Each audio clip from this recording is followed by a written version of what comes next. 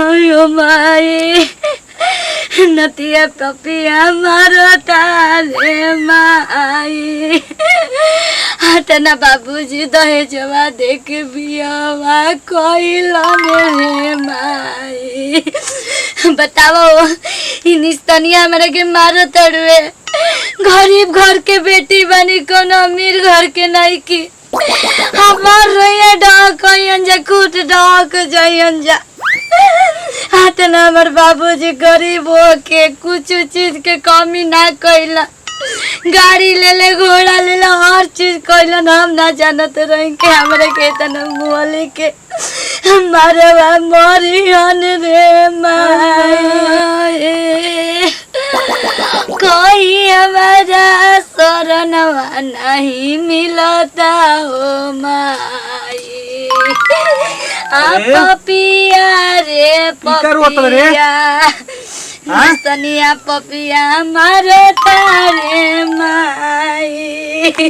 के निस्तानी बारे के पापी बारे छोड़ी हमके काहे रोत रहे दुआरिया पे बैठल जरूरी बा तोरा अरे तोरा के मोर नहीं है तो रोत रहे ऐसे ते हमरा के निस्तानिया पपिया कहत रे चुपचाप रही पीके बतनी लाते मुत के हमरा के काने दे तनी मार दे तनी को तनी कि नहीं की मारत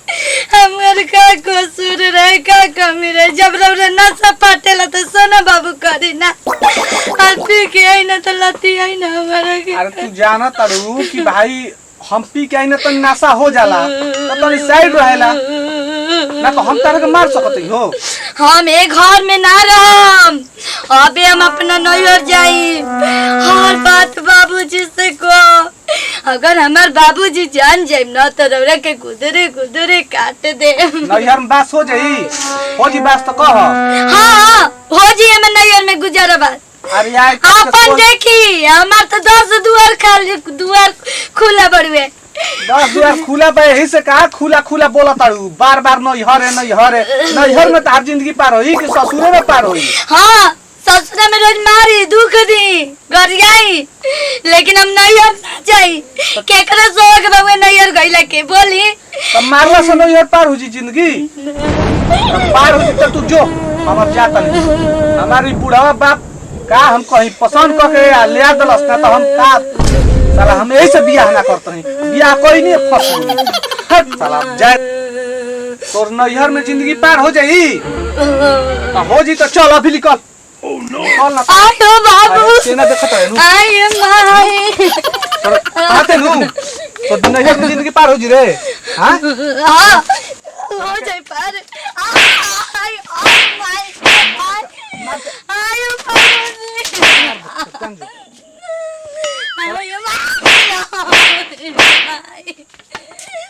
आयो माई मारी जता मारी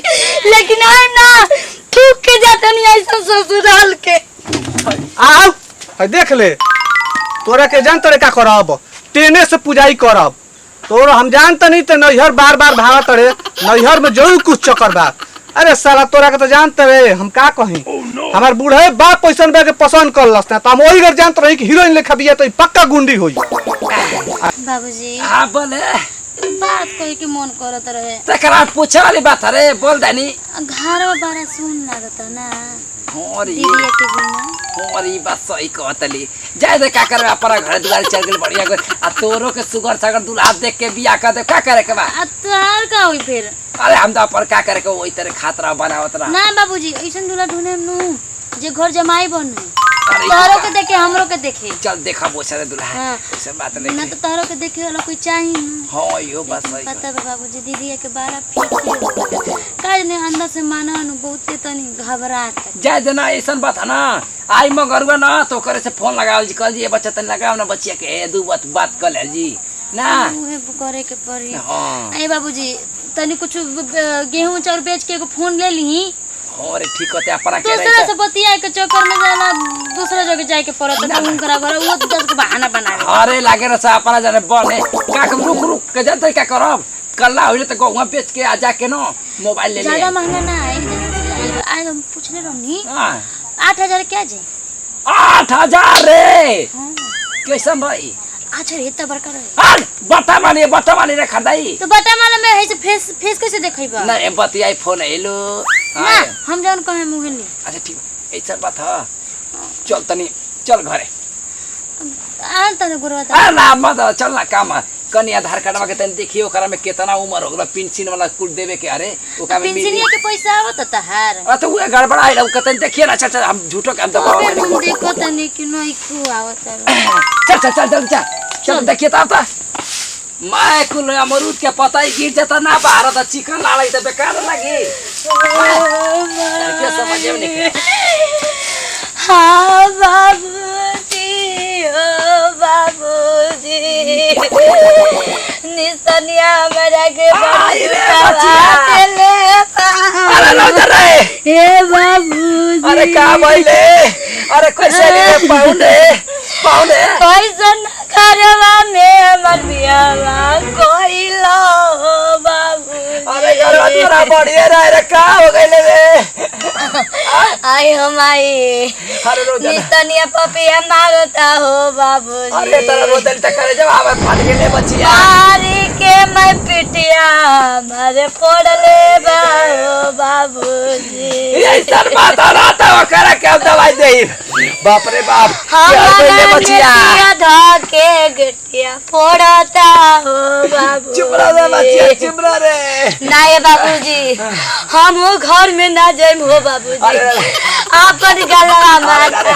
अरे कैसे आवे तो के ना दे बचिया का बोलू रे क्या आदना पढ़ाइलो लिखाइलो मने क्या तकलीफ थप्पड़ न तले रहो बाबूजी तोरी के कभी हमरा सोचे रही कि और बचिया के एगो दर रोता तू के रे हमार तो जिंदगी बर्बाद हो गेलो बाबूजी बुचिया के न जिंदगी बर्बाद हो अरे गेलो ना तो बियाह कर अरे रे बचिया रो जा रे हो ऐसा बात नहीं ये सब बात है ना चल उठ ना है बाबूजी तू रुक चुप रह ये सब बात है तो का के दम रहो समझाई में ना समझे तो पूरा मारा के चल खून पीक दिया बाबूजी वो घर में हम ना जाए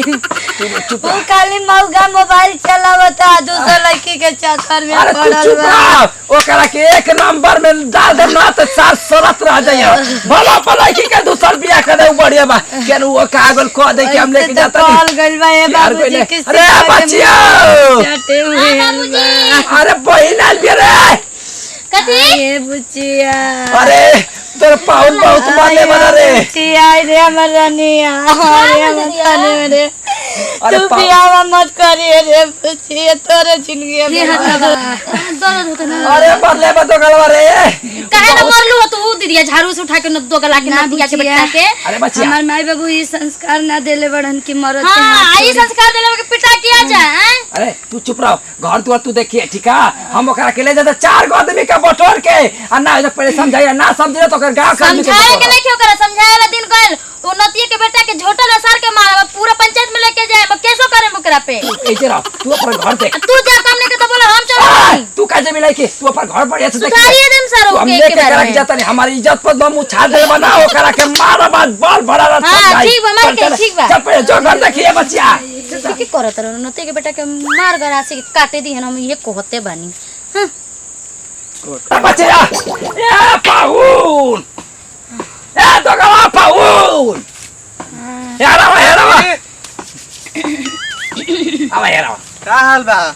गोड़ मत लगा है लड़की के कवन ता सब बिगड़ले वाला तोरा के ई बदल रह के लड़की के हमर बढ़िया से देखिए दान दहेज में कौन कभी कह के मारता लड़की के पक्ष लेके आइल बानी कि हमरा के समझावे आइल बानी आ कि बीच बिचाव बन के आइल बानी ई बताई ई बतावा कि हमर इज्जतिया के उछाले पर लागल वाला आय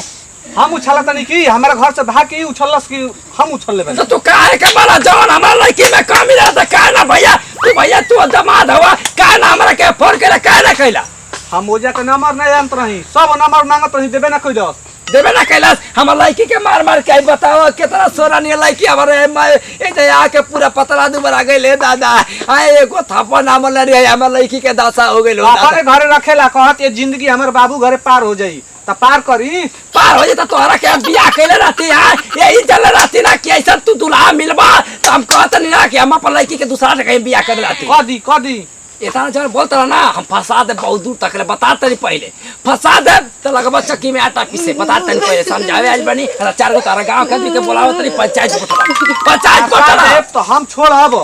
हमू फंसा दे तू झूठा को फंसाइबा हमू फंसा दे तू फंसा दे भैया तू दामाद हो तो काम दामाद नहीं खिजा तू तो काम दामाद नहीं खिजा दामाद नहीं खिया हम तो के मार दे हम बुढ़ा की समझ तू दामाद भाई भैया बाबूजी क्या कुछ नहीं हो